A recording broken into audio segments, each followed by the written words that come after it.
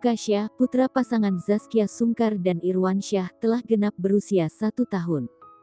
Keduanya turut membagikan momen bahagia ini melalui akun Instagram masing-masing.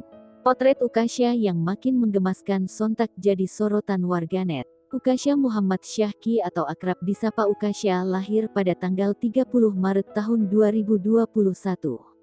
Ini adalah anak pertama Zaskia Sungkar dari 10 tahun pernikahannya bersama Irwansyah. Kala itu, warganet sempat dihebohkan dengan keputusan keduanya untuk menjalani proses bayi tabung.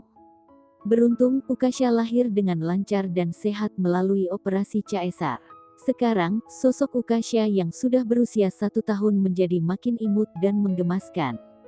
Irwansyah juga berharap jika Ukasha sudah dewasa, putra semata wayangnya ini dapat memahami betapa cintanya ia kepada sang anak.